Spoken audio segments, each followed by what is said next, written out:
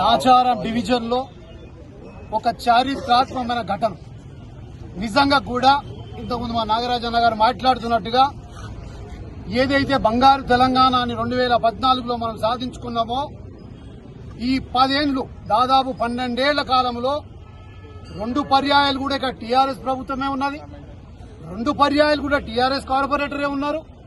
అయినప్పటికీ ఒక వివక్ష, కేవలం మేము దళితులం అనే వివక్షతో మాకు సంబంధించినటువంటి శ్మశాన వాటికను కనీసము మౌలిక సదుపాయాలు లేకుండా ఎంత దుర్ఘటన సంఘటన అంటే ఇవాళ మా సోదరుడు శ్రీనాథ్ అని వాళ్ళ కుమారుడు దుర్ఘటనలో చనిపోవడం జరిగింది.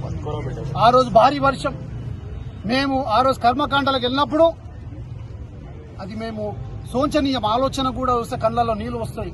అంత దుర్ఘటన. ఇంత హైదరాబాద్ మహానగరంలో మేము పుట్టి పెరిగి నాచారంకు ఒక చరిత్ర ఉన్నది, కానీ శ్మశాన వాటికలో మాకు మంచినీళ్లు లేవు. శ్మశాన వాటికలో దీన్ని ఏమంటారని కాదు, కాష్టం చేసే కాస్టల్, అది ఏమంటారు, బర్నింగ్ ప్లాంట్ లేదు, వాటర్ లేదు, బోర్ లేదు, ఏ మౌలిక సదుపాయాలు ఏమీ లేవు.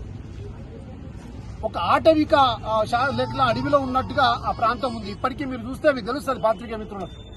కానీ ఎప్పుడైతే మా నాచారం డివిజన్కి సంబంధించినటువంటి మా దళిత మాదిగ సోదరులందరూ కూడా ప్రత్యేకంగా రాజన్న గారి ఆధ్వర్యంలో వీళ్ళందరూ అన్నా మనకు ఎట్లయినా కానీ ఇది డెవలప్మెంట్ చేసుకోవాలన్నా ఏ రోజుకైనా అందరం అక్కడికి పోయే వాళ్ళమే. కాబట్టి దాన్ని ఏదో ఒక పర్మిషన్ దృష్టికి తీసుకెళ్లి చేయాలని అంటే మేమందరం కలిసి ఇక్కడున్న వాళ్ళందరూ నాయకులు పేరున అందరూ వచ్చినారు. వెళ్ళి అన్నా మా పరిస్థితి ఇది, మీరు ఎట్టి పరిస్థితిలో మాకు ఇది అభివృద్ధి చెంది చేయాలన్నా, ఎందుకంటే ఇది కేవలం శ్మశాన వాటిక కాదన్నా, అది మా ఆత్మగౌరవం అని అన్నతో చెప్పడం జరిగింది. అన్న అప్పుడు ఏమన్నాడంటే అది చూసి ఈ రోజుల్లో ఇంత దుర్బలమైన జీవితం ఎట్లా ఉందన్నా, మరి ఎవరు పట్టించుకోలేదా అని అన్న కూడా, పరమేశ్వర అన్న కూడా చాలా బాధపడ్డారు. అయినప్పటికీ ఇచ్చిన వారం 10 రోజుల లోపలనే దాదాపు 1,72,00,00,000 రూపాయలు ఈ యొక్క శ్మశాన వాటికి శాంక్షన్ చేసిన ఘనత మా పరమేశ్వర రెడ్డి అన్న. ఈ రోజు నాచారం డివిజన్ తో ఉన్నటువంటి మా మాదిగ సోదరులందరి తరఫున పరమేశ్వర రెడ్డి అన్నకు ప్రత్యేకంగా మా ముఖ్యమంత్రి వర్యులకు హృదయపూర్వకంగా నేను అంటున్నా కదా, వారి పాదాలకు వందనాలు చెప్తున్నాం. ఎందుకంటే మమ్మల్ని పట్టించుకునేటోళ్ళ వాళ్ళే ఈ రోజు గర్వంగా మాకంటూ ఒక నాయకుడు ఉన్నాడు, మేము ఏది అడిగినా అది చేస్తున్నాడు. మీరు ఒక చిన్న విషయం చెప్పి ముగిస్తా మిత్రమా.